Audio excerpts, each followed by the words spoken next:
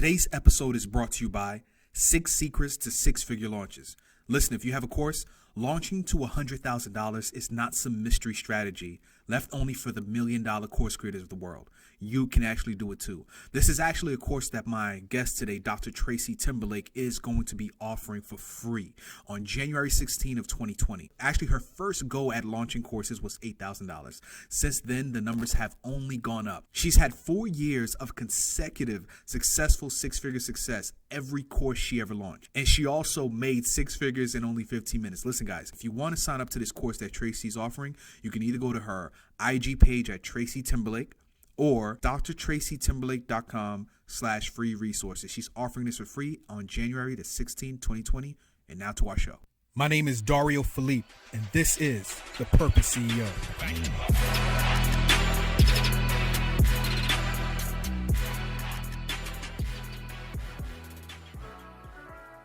What is up, peoples, and welcome once again to another amazing, informative episode of the Purpose CEO podcast. Once again, my name is Dario Philippe.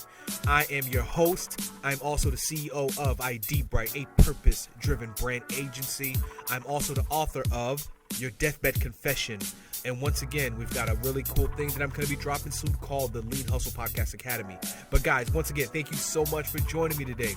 As you can tell, I'm really into music. I can't lie. I know I started like the intro opened up with a beat of its own, and now I'm vibing to a whole nother beat. I've just got to be honest. I'm giving you a little bit of everything that I am. You know, I want you guys to know what type of personality that I have, what type of things that I'm into. I want you guys to know me, because that's what builds trust. So yes, I love music. You're going to hear instrumentals. You're going to hear all these cool vibes. So anyway, let's go into the show, right? So today I've got a young lady that I've known her for several years. I mean, she is one of the first people that I've gotten to, I guess I kind of learned about when I first stepped into entrepreneurship almost 6 years ago. It's been that long. When I first started my podcast, first started looking into what is this thing called entrepreneurship today? Like, how do I work this? How do I develop myself as an entrepreneur inside this social media era? She is one of the few people that I literally started watching and saying, hey, let me see how she's doing things. Let me see what she's up to. And not to mention, she was local. We both live in South Florida. But listen, Tracy Timberlake is the person that I'm going to introduce you guys to today. She is an amazing individual. I mean, just very kind-hearted, knows her stuff. Business acumen is on 110. Okay, so let's get it straight, though. Her name is Dr. Tracy Timberlake. Yes, she has a PhD, literally, right? So she's known as an award-winning business coach and digital strategist. She's helped thousands of entrepreneurs and leaders and influencers. She's known for her award-winning YouTube channel under her name, Tracy Timberlake. I mean, she's somebody who's been crushing. Dr. Tracy Timberlake, thank you so much once again for doing the show with me. It's long overdue. Been following you for a while. You're like a South Florida celebrity right now. I don't know about that, but thanks for having me here. Yes, ma'am. Yes, ma'am. Mm-hmm. Yes, and before we go any further into anything, I just want to, just really give you the honor that you deserve for being so consistent. As I said before we started, I've been watching you for such a long time. This is long overdue. I'm telling you, I've been watching everything you're doing. You're doing such an amazing job. And not to mention, you're a woman of character, a woman of standards. So that's something also I want to throw out there into the world. I try. So people can know. Right. So before we go any further, I just want to know, what is the origin story? Tell us about the flat iron that changed your life. Flat iron, yes, the flat iron that changed my life. I always say that. So just like everybody else, not just like everyone, but I think a lot of people grew up, thinking that you go to school, you go to college, you get a job, and that is kind of it. And then you work that job or you work that industry for some odd years. Right. And I did that, and I had great jobs. And I always tell people, the jobs that I had out of college were terrific. I worked for nonprofits. I tried corporate, but that didn't work. I mean, I think I always had a deep-seated desire to help people. So I moved into nonprofit work, moved into ministry, and as great as those were and fulfilling, I still felt like I was just not living up to the calling that I feel like I knew at a very early age that I was meant to do something different, but because Right. when I was 7, YouTube didn't exist, so, Mhm. you know, um, and so one day, in the midst of I was kind of battling a little bit of anxiety at the time, and Mm. I'd gone to the doctor, and he was like, "You have generalized anxiety disorder," and I was like, "I don't think that's true. I think that there's something inside that is trying to come out," is what I thought it was. Right, right. And so he prescribed medication, but I decided against the medication, and just kind of I knew it was like more of a spiritual thing than it was a physical or chemical thing. So just took some time to really explore, Mhm. kind of what I wanted to do, and it took me on interesting paths. So I started like singing, and I thought maybe I would do that, and I was never that great of a performer, so I was like, that's not my life. And Right. then I found YouTube, and this community that was there, and I fell into just watching YouTube videos because I thought it was so refreshing to just see people talk about their life or about Mhm, the things that mhm. they liked. And I was getting asked a lot of questions about myself, like how I do my hair, what I do with my makeup, because I was always kind of into that. And so I said, let me just talk about this new flat iron that I got because people ask me about my hair anyway. And so I sat on the floor one day and talked about it. And there we go, the video that changed my whole life. So from there, I realized, man, like, and it started as fun. No one was making money on YouTube at this time. We were all just doing it because it was fun and it was an outlet, What year right? was that, by the way? I want to say it was 2010, Oh, that's maybe early. 10 or Right. 11. Yeah. So Mhm. no one was making money. There was no YouTube partner. There was no nothing. Um, and I wasn't even consistent. No one was really that consistent. We were just kind of, showing up, whatever, making videos about the things that we liked. But from there, as YouTube started to recognize that people were doing this and on the Mhm. platform and building community, by 2012, that's when I really started to get serious because that's when I think that's kind of when people started to realize, oh, like we can pay these before the word influencer came out. Right. That's where people started going, oh, we can work with these, look at this girl in her bedroom and we can talk, she can talk about our products. So that's where it really all started. And I realized, man, I Nice. can make money by just being myself and talking about like the things I like. This is great. Right, right. So that's how that started. It's crazy because like you brought up something like I've listened to some of your interviews so far just to get a background of like the story and what you've been through and like how you've been able Thank to overcome. you. And something that's really interesting to me that I think is not spoken that much is as far as mental health. I mean, Tracy, listen, this whole Mm, entrepreneurship thing is not easy. As we spoke before, I stepped into this officially, I think 2014. yeah. And I had no, I mean, it looks so sexy, doesn't it? It looks so nice and the Right. glitz and the glamour, but there's nothing glamorous about this. So I want you to Right. talk about once more, the whole idea of like the whole mental health aspect of this. Like when you said you were diagnosed with anxiety, like what caused you first of all to go to a doctor to get that checked out? Because most people just overlook Yeah. it. I was in San Diego, with there were some other things happening in my personal life at that time. So this was like Mm, 2009-ish, mhm. 2008, 2009. And so there were some things happening in my life. My older brother was diagnosed with cancer, so he was battling that. Wow. And I was kind of in a space of like, is this my life? Like, because when you're faced with, I guess, like a close family member on the like with a terminal illness, you just That's realize not how easy. Right. and just you realize how fragile life is. And I was like, I just don't want to be doing this Mm. for the rest of my life. And so I was in San Diego with some really good friends of mine, and we were just watching TV, and I just had this panic attack in the middle of it. And one of my friends there, is in the medical field, and so she's like taking my pulse. We're calling 911, and like, because we're like, what's Right. happening? And so from there, I think I was like, okay, something is wrong because anxiety is a weird thing. Like it's a Mhm. very strange feeling of just always being like your senses of fear are just always heightened. Everything can just make you feel on edge. Like, like when police sirens are behind you, kind of like that feeling of like, oh my God, like when you're, Oh, wow. yeah, that's kind of how that's kind of how anxiety feels. And then when you have panic attacks, it's like a full blown explosion inside of your body that you can't control. Wow. So Do you think a lot of people are walking around with this though? I Because do. like, I you know absolutely do. mhm.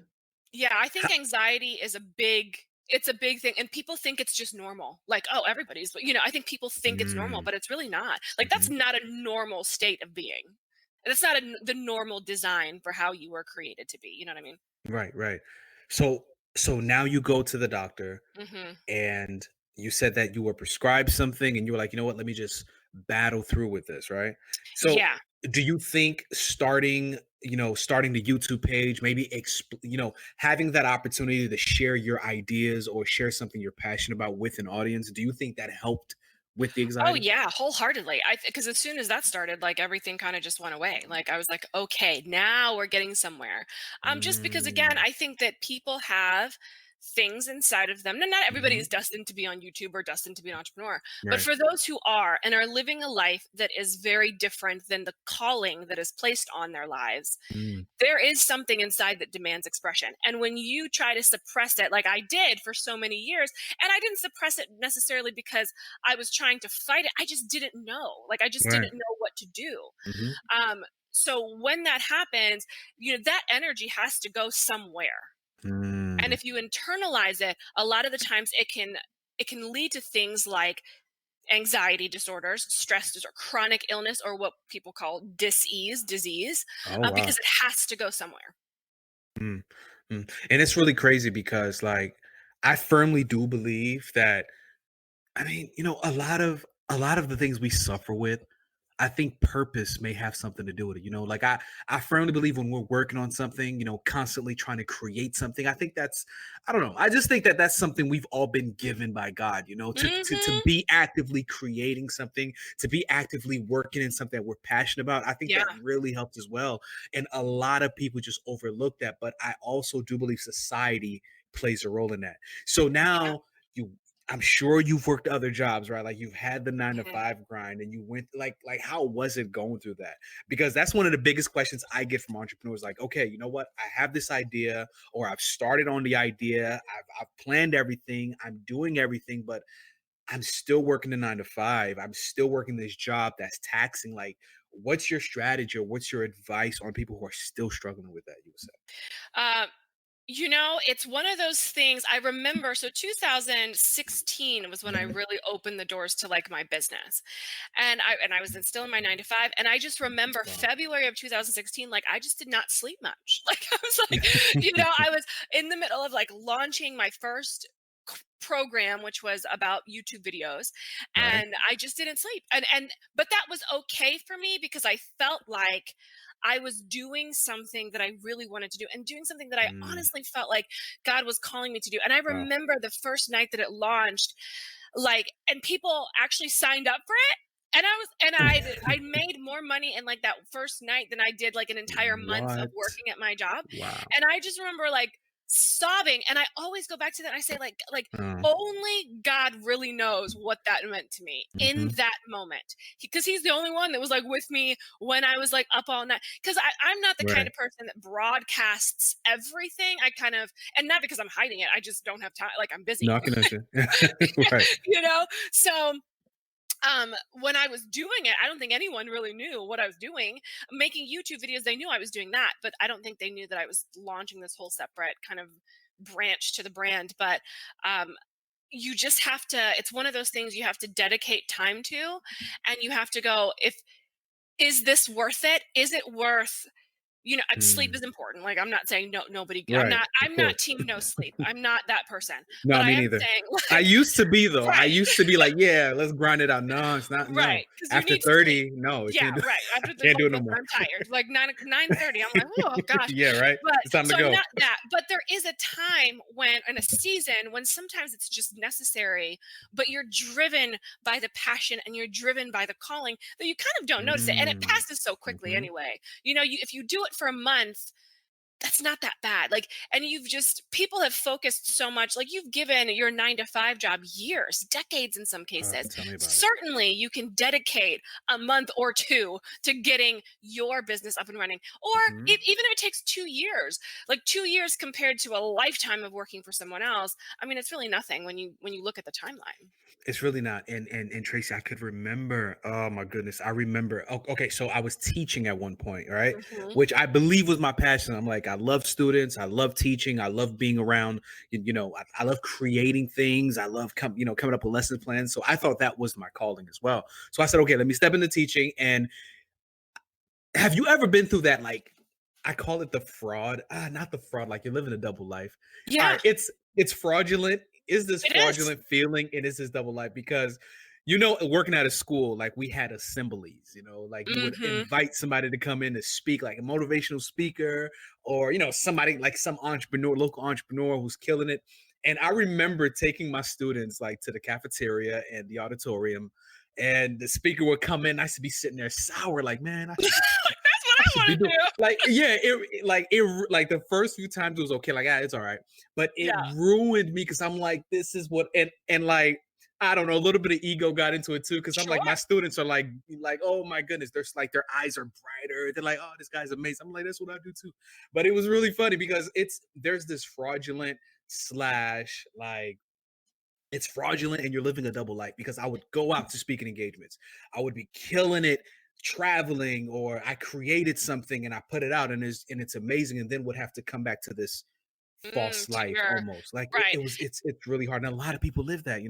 Yeah, a lot of people do live it, and when I was in it, I remember thinking I think not only is it fraudulent, but I'm also taking somebody else's like, this is someone else's life. Somebody wants this job, Mm, and this is what they good. really wanna do with their life, and I am here, taking up space that they should have. Um, That's and good. so it was for me, it was like, how can I get out of here as quickly as possible? And it had nothing to do with like, I didn't hate any of my jobs, Yeah. and I'm sure you didn't hate teaching, like, it No, wasn't like not at that. all. Right, Not at it was all. just, like, understanding, like, I know that I'm supposed to be doing something else, right? Ah, And so yeah.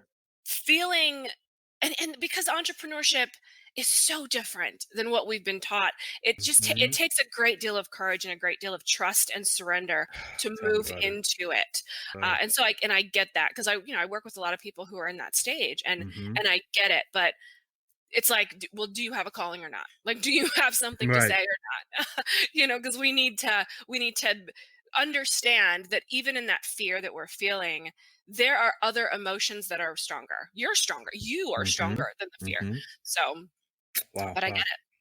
Yeah, I mean, and now we see you making a huge leap into YouTube. And Thank you. it's crazy because like the thing that's crazy about what you've been through is like you're one of the like few early YouTubers. Like, okay, now it's easy to go online and say, oh my goodness, people are making money on YouTube. Oh my goodness, look at these celebrities. But this Right. was a time when nobody was doing it. So like what kept you consistent?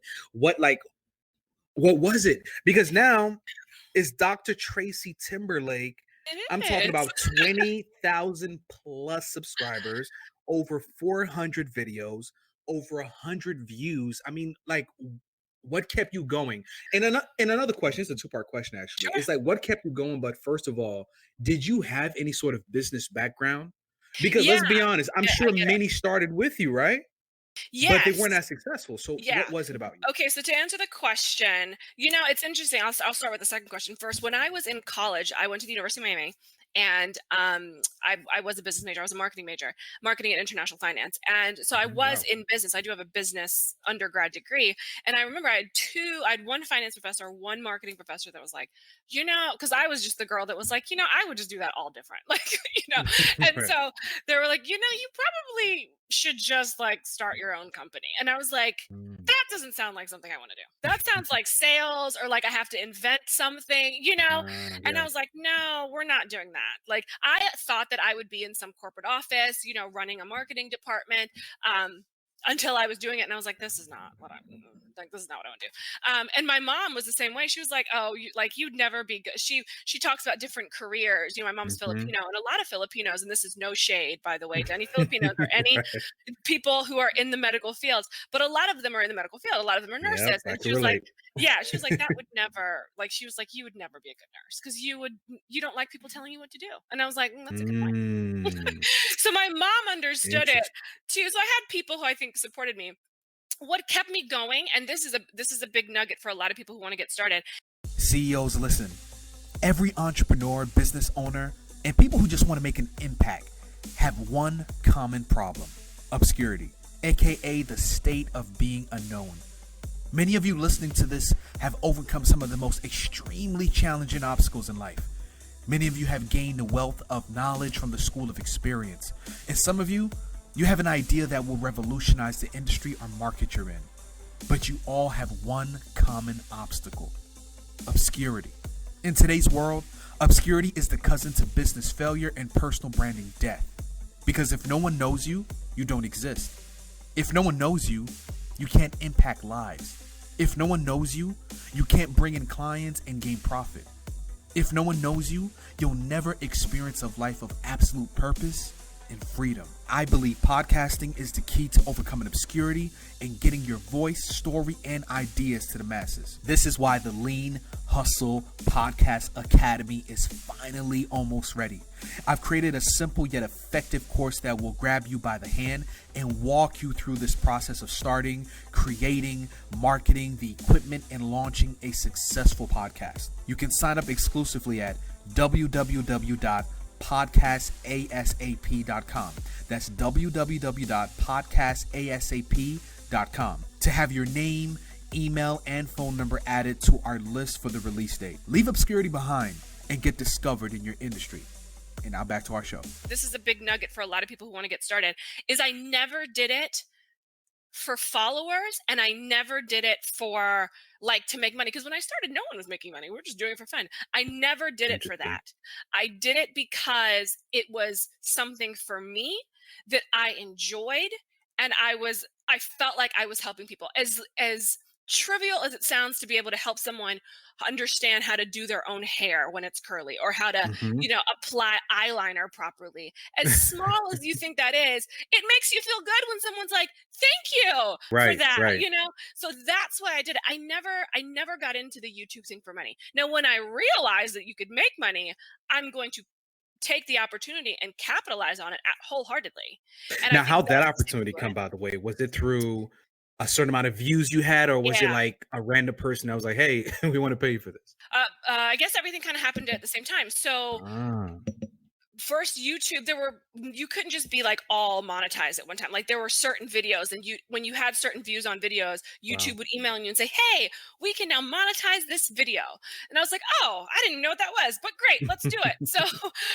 So that started, and then I started to get emails and inquiries from companies that were like, hey, we'd love to send you this product. We'd love to, like do this. And even then it wasn't, no one was paying for that. They were just sending product out. And then from there, once your views grew, and you were able to start negotiating some of the money that you're making for sponsored videos. Mhm. And so I think it all kind of happened in the same time frame, like right around like 2012. Wow, wow. So what are the tiers, in other words, of the monetization? There's the views, and what else is there? Okay, so now, because they change it all the time. So now, back then, I don't know what it was. It was whatever YouTube wanted, and then they made it available to everyone, and now they've cut it back so that now you have to Mm. have, I think, 1,000 subscribers, 10,000 video views, and 4,000 watch hours, or 4,000 minutes. I think it's watch.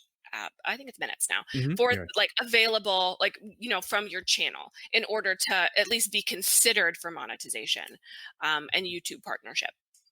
Wow. And I'm somebody who, like, I really pay attention to what's going on out there. And as I said before, this is how I discovered you, because somehow I was on YouTube and I found this young lady speaking about makeup, and she was talking about her coaching, and I noticed it was in South Florida, which was really cool. And I'm like, okay. And I tried to link up with you a few times. And the thing is, though, most of the ways that I reached out to you was by sending you people. Actually, remember I sent you a few Yeah, people and I that so did you? Yeah. appreciate So, that. like, Thank the thing you. that's amazing, though, is that you not only just did the YouTube videos, as a beauty vlogger. Actually, you not only were just monetizing that, but you were also doing coaching. Like, tell us about your coaching services and all that. So I transitioned. It was 2015 when I kind of made the decision. It was like August of 2015. I remember I was walking my dog. And at this time, YouTube was already kind of in the middle of changing. Like a lot of people were getting on the platform. It became very saturated. And it was just more Mhm. difficult to make money, as like with sponsored videos, because so many people were willing to do stuff for free, that sponsored videos started to Wow. become very obsolete. Or there were so many people that did want to work with you, that it felt, and I was still working my 9 to 5. So it started to feel like I Mm. had like all of these bosses. Cause now when people are sending you product, they're like, when are you going to put it out? When's the video? Oh Like, and no. so now you're like a slave to everyone. Right, And right. it was like YouTube became like another full-time job. And so Hmm. I was walking my dog. It was August 2015. I said, something has got to change because I was on the brink of just giving up YouTube, period, because I wasn't making the money that I wanted to make. Like, I wasn't making enough to completely leave my job. Right.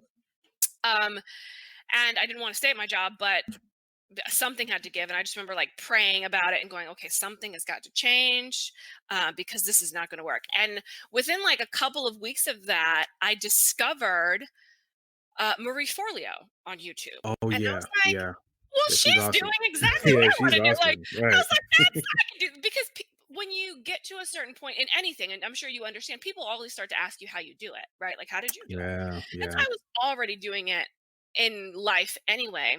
And so I was like, and because I do have this background in counseling and in ministry and like helping people with their lives is really kind of the heart of what I do. Hmm. Yes, I'm a Yeah. business coach. Yes, I help people with strategy, but I always say I'm really just kind of like this life coach that is I hidden can inside see. business Yes, I coach. can see. Uh, And you have quite a tribe as well. I see like a lot of people are listening to what you're saying and the information you're giving as well, because like I would send a lot of people to you because every time someone brought up YouTube, I'm like, you know what? There's a lot of teachers out there, but there's only a few that are really as authentic and you're getting Thank something from you. them. So I've watched your work, all these years, and I have to say it's really amazing. And another thing I want to ask about is like what is like, let's say someone's listening to this right now is like, you know what, I want to step into YouTube, but and I've been hearing this, to be honest, it's like it's a little bit discouraging because it's oversaturated. Is YouTube like, can YouTube still be used as a method for business as far as beauty vlogging or doing how to's? Is it still a platform that can be used for that, or should it be used in a different way today? I mean, it's always going to be a platform for that. I think people are always going to be doing Mm, how-to videos.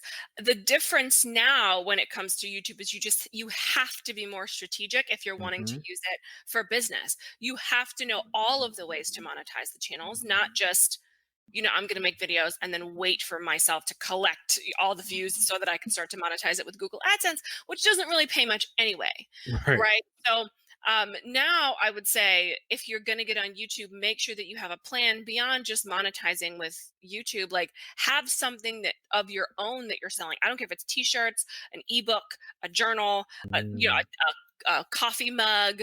Have something that is available, or if you are a coach or a consultant, then you're going to have higher ticket items, but right. have something available, and then know what people are looking for so that you can make the videos to answer those questions. That makes YouTube more relevant for today.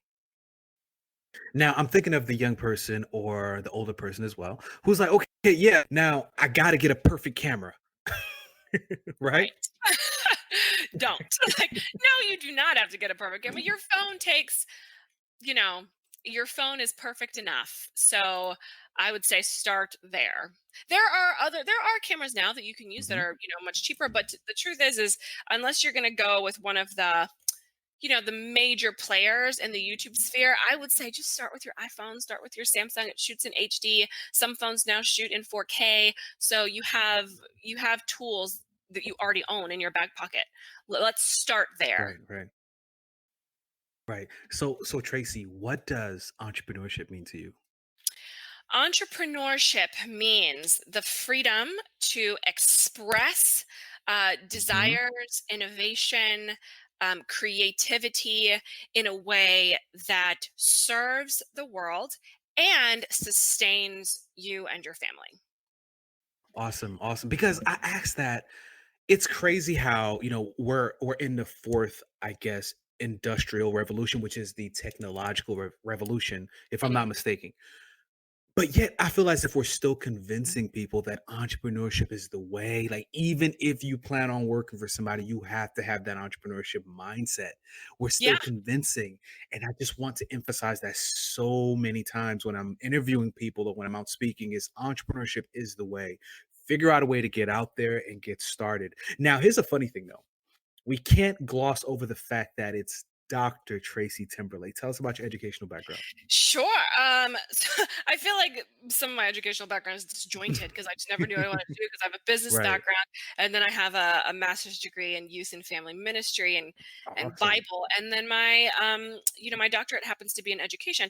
When I started my doctorate, uh, I started with the concept of social media, like really wanting to understand social media in the organizational context.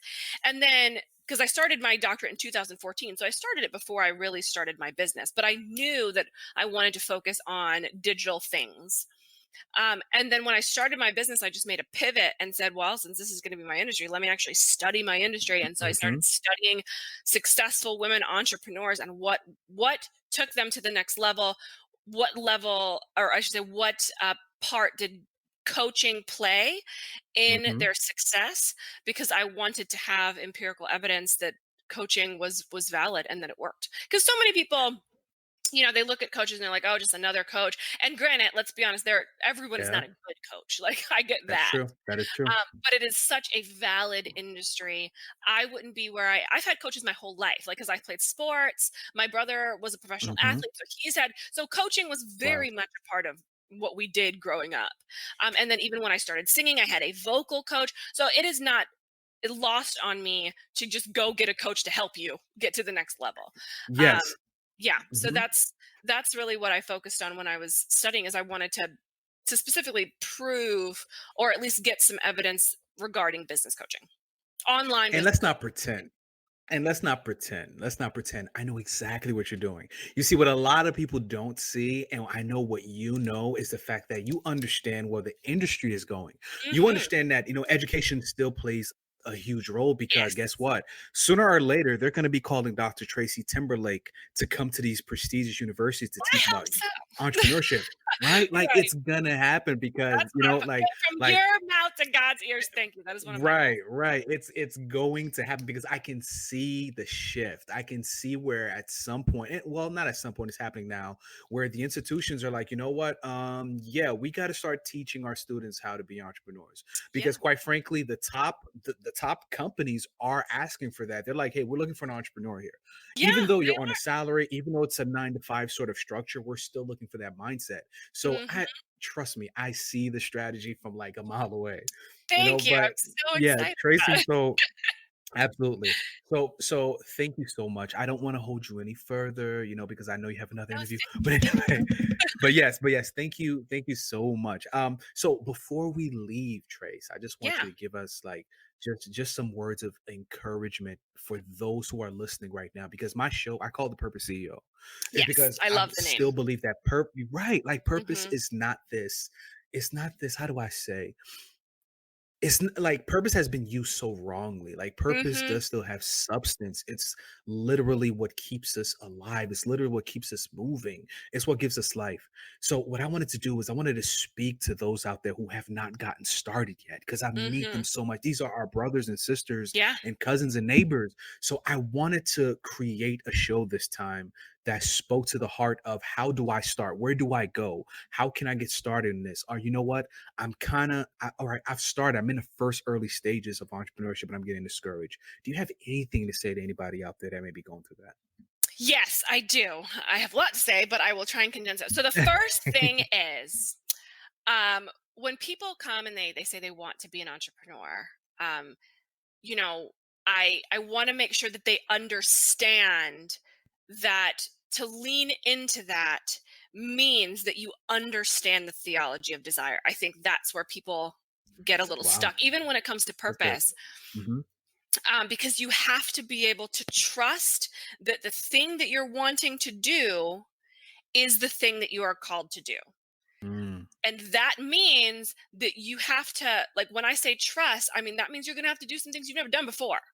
Like, right, right. entrepreneurship is not a clear cut road all the time, right? I Whatsoever, think no. you, me, people like us, we try to define it in a way that resonates with people so they have some kind of Hmm. direction. But let's be honest, like, it doesn't work the same for It doesn't everybody. whatsoever.